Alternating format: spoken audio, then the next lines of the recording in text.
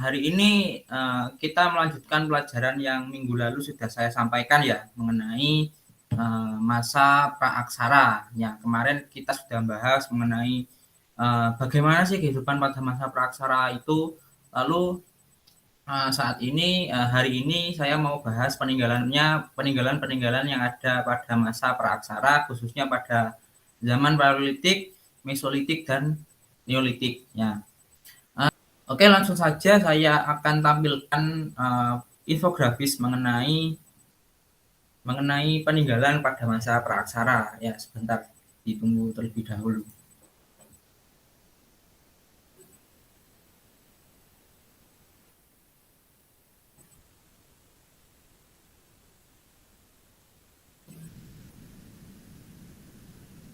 Apakah sudah tertampil? Sudah, Pak. Sudah, Pak. Oke, ini mengenai peninggalan pada masa praaksara, yakni saya juga membahas perkembangan teknologi sama kebudayaan yang ada pada masa itu ya. Yang pertama adalah langsung saja ya, ini masa Paleolitikum. Sebenarnya Paleolitikum itu sebenarnya sudah berarti masa. Jadi kumnya itu masa. Paleo itu tua, litik itu apa? Batu, dan kum itu masa. Jadi Paleolitikum sudah mengandung makna masa batu tua, seperti itu ya teman-teman, anak-anak. Jadi pada zaman ini terdapat beberapa penemuan yakni berupa kapak genggam, kapak perimbas, dan juga alat dari tulang binatang. Kelihatan apa enggak gambarnya itu, anak-anak? Gambar ini. Kelihatan, Pak. Kelihatan, Pak. Kalau nggak kelihatan saya zoom aja. Nah, ini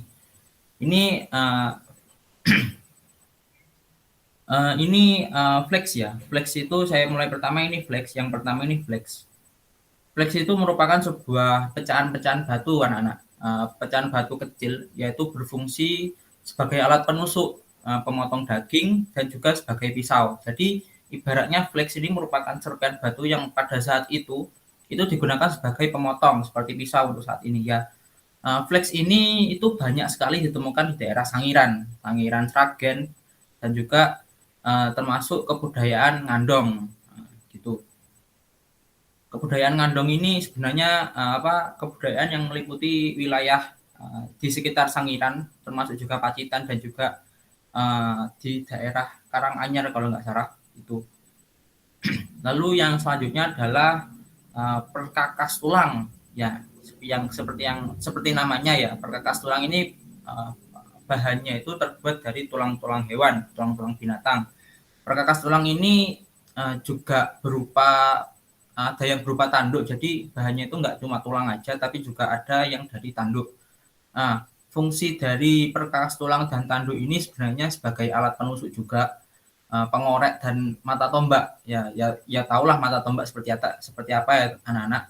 Jadi bentuknya itu runcing di bagian salah satu sisi, dan bagian sisinya itu dikaitkan ke kayu untuk mata tombak. Lalu perkakas ini dari tulang dan tanduk itu tadi yang banyak ditemukan di daerah Ngandong itu tadi, ya, Ngandong dekat Ngawi, dan juga alat ini dibuat dan digunakan oleh manusia purba jenis Homo soloensis dan Homo wajakensis. Ya, di sini anak-anak ada yang tahu Homo soloensis itu manusia purba dari mana? Solo, Kak, Pak. Oh ya, betul sekali. Soalnya ada nama Solo ya di dalam nama Homo soloensis itu, dari Solo juga. Oke, selanjutnya kapak genggam. Nah, kapak genggam ini jika kita lihat sekilas itu bentuknya jelas-jelas seperti batu. Mirip banget sama seperti batu ya, anak-anak. Sebenarnya kapak perimbas ini benar terbuat dari batu. Jadi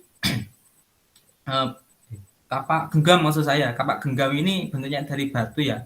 Kapak genggam ini memiliki bentuk hampir sama dengan kapak perimbas. Yang kapak perimbas itu di sebelahnya ini. Jadi jika dilihat persamaan atau perbedaannya itu nggak jauh beda lah sama kapak perimbas. Namun kapak genggam ini tidak gimana ya, bentuknya itu lebih kecil seperti itu. Fungsi dari kapak genggam ini adalah untuk membelah kayu, menggali umbi-umbian, memotong daging hewan buruan, dan keperluan lainnya. Kapak genggam ini ditemukan pada tahun 1935 di Punung, Kabupaten Pacitan oleh Ralph von Koenigsegg. Ralph von Koenigsegg ini sebenarnya juga penemu kebudayaan ngandung di Jawa Timur ya anak-anak. Lalu selanjutnya adalah kapak perimbas. Kapak perimbas ini sebenarnya hampir sama dengan kapak genggam itu tadi, namun penggunaannya itu maksud saya fungsinya itu menguliti binatang, untuk menguliti binatang dan memotong kayu. Bentuknya itu juga lebih besar daripada kapak genggam. Soalnya penggunaannya itu menggunakan dua tangan, bukan satu tangan seperti kapak genggam ya anak-anak. Fungsi lain dari kapak perimbas ini juga memecahkan tulang binatang. Jadi penggunaannya itu dengan dua tangan seperti ini dihantamkan ke tulang itu.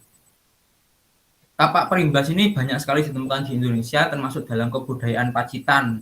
Nah, yang penemu Ralph von Koenigsegg itu tadi. Kapak perimbas ini dibuat oleh manusia purba Pithecanthropus. Oke, lanjut ya anak-anak. Dari sini ada yang ingin ditanyakan mengenai peninggalan-peninggalan pada masa Paleolitikum? Tidak, Pak. Oke, saya lanjutkan. Peninggalan kebudayaan kedua, yakni masa Mesolitik. Pada zaman Mesolitik ini terdapat penemuan teknologi dan budaya berupa pebble, Hesford, Kejagenmodinger, Abyssos Rock, dan lukisan dinding gua. Nah, anak-anak ada yang tahu nggak Hesford itu apa kira-kira? Dengan dari namanya lah. Enggak, Pak. Taunya Slinging Slasher, Pak. Oh, ini Dimas ini sukanya nonton SpongeBob ya. Ya, oke saya jelaskan ya. Pertama itu pebble. Pebble itu seperti ini. Jika kita ilustrasinya seperti ini kurang lebih lah ya. Seperti ya itulah. Nah, pebble ini merupakan berupa kapak bulat. Nah, bentuknya kan sudah jelas itu sedikit bulat, sedikit lonjong ya. Terbuat dari batu kali yang dibelah menjadi dua. Nah, bayangkan ya bisa dibayangkan jika batu kali yang bentuknya itu kebanyakan bulat itu dibelah menjadi dua, kan pasti ada satu sisi yang tajam. Nah, yang itu yang digunakan menjadi senjata. Kapak jenis ini itu banyak ditemukan di sepanjang pantai timur Pulau Sumatera antara Langsa di bagian wilayah Aceh dan Medan. Nah, itu. Lalu lanjut lagi hedgecourt. Nah, ini yang saya tanyakan tadi. Hedgecourt ini merupakan sebutan lain dari kapak pendek. Nah, kapak pendek ya. Kapak pendek ini adalah sebuah termasuk dalam jenis kapak genggam, namun bentuknya itu setengah lingkaran. Jadi bisa dilihat setengah lingkaran itu dari atas ini. Dari atas bagian atas itu ke bawahnya itu bentuknya hampir setengah lingkaran. Namun ya kebudayaan pada masa itu masih belum masih belum halus lah, masih kasar seperti itu. Sama seperti pebble, kapak pendek juga banyak ditemukan di sepanjang pantai timur Sumatera, yaitu tadi. Lalu yang ketiga yakni Abyssos Rock. Abyssos Rock ini ada yang tahu artinya anak-anak kenapa kok dikasih nama Abyssos Rock? Ada yang tahu? Oh, tidak ada ya. Oke, saya terangkan. Abyssos Rock ini merupakan bahasa Perancis ya anak-anak. Bahasa Perancis yang berarti Abyss ini adalah Abyss ini adalah sebuah sebutan gua atau tempat berlindung. Tempat berlindung. Sos ini merupakan, nah itu Iza betul. Gua sebagai tempat berlindung manusia purba. Nah, sos itu merupakan tempat, maksud saya sos itu merupakan manusianya. Roch itu merupakan batu. Jadi tempat berlindung batu. Seperti itu kurang lebih ya. Abyssos Rock merupakan sebuah gua-gua batu karang lebih tepatnya ya, atau ceruk. Nah, jadi ceruk atau cekungan yang digunakan pada masa Mesolitik ini berupa ceruk karang batu seperti itu yang digunakan sebagai tempat tinggal, lebih tepatnya itu tempat bernaung lah ya manusia purba. Juga seperti yang bayangannya itu kalau gua-gua itu kan ke dalam ya, ke dalam dan juga gelap gitu kan. Nah, tapi untuk Abyssal Rock ini bukan seperti gua yang pada umumnya itu, hanya berupa cekungan di bawah tebing seperti itu ya, seperti itu. Jadi nggak sampai menjorok ke dalam. Kenapa nggak sampai menjorok ke dalam? Nah, semakin gua itu kalau semakin ke dalam kan semakin gelap ya. Sedangkan manusia itu kalau semakin ke dalam itu oksigennya itu semakin tipis. Jadi mereka itu pilih amannya aja. Jadi hanya sebatas di bagian muka guanya saja. Nah, di situ mereka pada masa Mesolitik ini kemarin sudah saya jelaskan, pada masa Mesolitik ini juga sudah ditemukan api, yang mana api ini juga berguna untuk penerangan pada pada Abyssal Rock ini ya. Seperti itu. Lalu yang selanjutnya adalah lukisan di dinding gua. Nah, lukisan di dinding gua ini terdapat dalam Abyssal Rock. Lukisan ini juga menggambarkan hewan buruan mereka dengan cap-cap tangan berwarna merah. Lukisan dinding gua ini kebanyakan itu ditemukan di Leang, Sulawesi Selatan, di Gua Raha, Pulau Muna, Sulawesi Tenggara, dan juga Danau Sentani, Papua. Oke, selanjutnya yakni Kejogen Mondinger. Kejogen Mondinger ini merupakan sampah dapur ya, anak-anak. Sampah dapur itu bukan berupa sayuran, terus bungkus-bungkus plastik, itu bukan. Pada zaman Mesolitik ini sampah dapurnya itu berupa kulit-kulit kerang dan siput. Nah, kenapa kok tersisa maksud saya hampir gimana ya? Tertinggal lah, bukan malah terurai, bukan malah tersebar di mana-mana, malah menumpuk itu. Itu sebenarnya mereka itu kalau sudah tinggal di ceruk-ceruk batu karang itu tadi, mereka itu kan bakal memasak buruan-buruan mereka. Nah, dari situ mulai berhari-hari mereka menetap di situ, lalu sampah-sampah yang mereka hasilkan itu mulai menumpuk sangat-sangat tinggi hingga menghasilkan hingga membatu sampai saat ini itu mulai membatu dan juga masih utuh gitu loh. Nah, pada masa Mesolitik ini sampah-sampah dapur berupa kulit kerang dan siput ini mulai menumpuk ya, dan hingga beribu-ribuan tahun yang lalu hingga sekarang mulai membatu dan membentuk sebuah bukit kecil yang tingginya itu beberapa meter saja. Lalu Kejogen Mondinger juga banyak ditemukan di sepanjang pantai timur Pulau Sumatera seperti di wilayah Aceh Langsa tadi. Dari sini ada yang ingin ditanyakan? Ada yang kurang jelas mungkin? Jelas, Pak. Oke, terima kasih. Oke, langsung lanjut saja ke masa Neolitik. Masa Neolitikum ya. Pada masa Neolitik ini terdapat beberapa penemuan teknologi dan budaya berupa kapak lonjong, beliung persegi, kapak persegi, mata panah, dan juga gerabah. Nah, untuk yang pertama ya adalah kapak lonjong ya anak-anak. Kapak lonjong ini merupakan sebenarnya perkembangan dari kapak lonjong itu berasal dari kapak genggam itu tadi, namun dalam proses pembuatannya itu sudah halus ya, enggak seperti kapak genggam dan kapak perimbas tadi yang bentuknya itu masih benar-benar seperti batu. Kapak ini ukurannya ada yang besar dan juga ada yang kecil, digunakan sebagai cangkul untuk menggarap tanah dan juga memotong kayu atau pohon. Jenis kapak ini banyak ditemukan di Maluku, Papua, dan Sulawesi Utara. Nah, lalu yang selanjutnya adalah beliung persegi. Untuk beliung persegi ini sebenarnya mirip-mirip seperti cangkul pada zaman ini, lebih ke cangkul yang nggak ada tangkainya ya. Jadi bentuknya itu seperti mata cangkul, namun penggunaannya itu digunakan digenggam itu menjadi dua tangan seperti ini. Jadi penggunaannya hanya sebatas menjadi cangkul dengan tangan gitu. Bentuknya itu ya lebih ya seperti di gambar ini, bentuknya persegi. Namun ada sisi yang tajam dan ada sisi yang tumpul. Nah, sisi yang tumpul itu yang digunakan sebagai genggamannya. Penggunaannya itu biasanya untuk menggali tanah dan juga untuk berburu menggali hasil tani seperti itu. Lalu lanjut ke kapak persegi. Untuk kapak persegi ini lebih-lebih jika kita amati ya, bentuknya itu seperti kapak pada zaman modern ya anak-anak.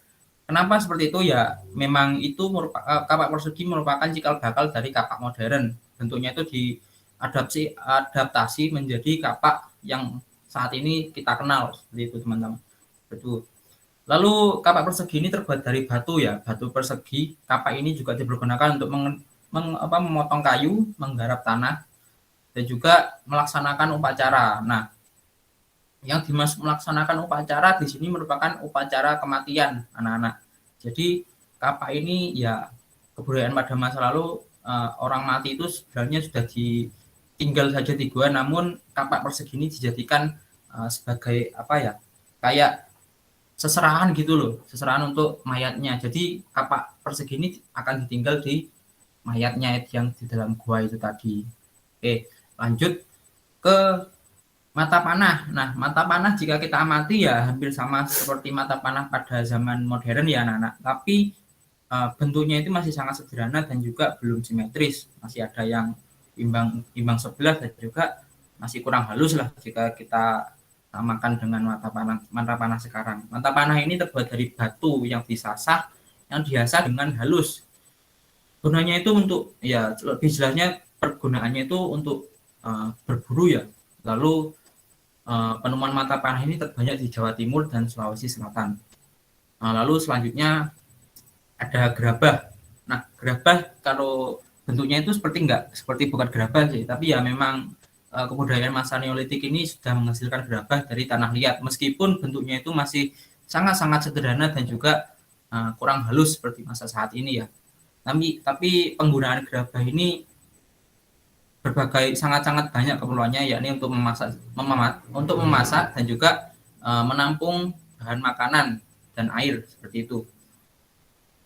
Lalu selain kelima benda tadi ada perhiasan juga. Nah, perhiasan ini yang dimaksud perhiasan itu seperti kalung dan juga gelang. Bentuknya itu ya sangat-sangat sederhana. Yang mana kalau kalian pernah lihat itu ada untayan-untayan perhiasan dari kulit siput atau kulit kerang itu ya hampir sama seperti itu. Namun pada masa Neolitik ini bahannya itu dari tulang hewan yang kecil-kecil itu tadi dirangkai menjadi kalung dan tali, dan juga ada yang berasal dari kerang seperti itu. Untuk gambarnya saya belum bisa menampilkan, silakan kalian cari sendiri di Google, itu juga ada gambaran-gambaran mengenai perhiasan pada masa Neolitik. Nah, jadi izinkan saya juga menyimpulkan materi pada hari ini, yang mana masa-masa praksa itu sebenarnya manusia itu sudah mulai berpikir bagaimana cara mereka hidup bisa tenang, bagaimana cara mereka hidup biar bisa makan dan juga biar bisa menambah keturunan. Jadi mereka itu mulai lambat laun itu dari zaman-zaman itu tadi, mereka itu juga mulai belajar bagaimana sih mereka mempermudah hidup mereka sendiri. Jadi bisa dilihat dari peninggalan-peninggalannya ya anak-anak. Dari yang awalnya pada masa Paleolitik itu masih sangat kasar, lalu kemudian pada masa Neolitik ya, pada masa batu baru itu tadi, ke peninggalan-peninggalan yang ada itu sudah mulai sangat-sangat halus. Nah, dari situ manusia purba itu sudah mulai berpikir bagaimana cara mereka itu mempermudah hidup mereka dengan menghaluskan senjata mereka seperti itu. Jangan lupa tetap mematuhi protokol kesehatan ya, soalnya ya pandemi masih berlangsung dan juga PPKM ini juga sudah diperpanjang lagi. Jadi mohon tetap patuhi protokol kesehatan yang ada, jangan sampai sakit, jaga kesehatan terus ya anak-anak. Saya akhiri, wassalamualaikum warahmatullahi wabarakatuh. Waalaikumsalam warahmatullahi wabarakatuh. Pak. Terima kasih, Pak.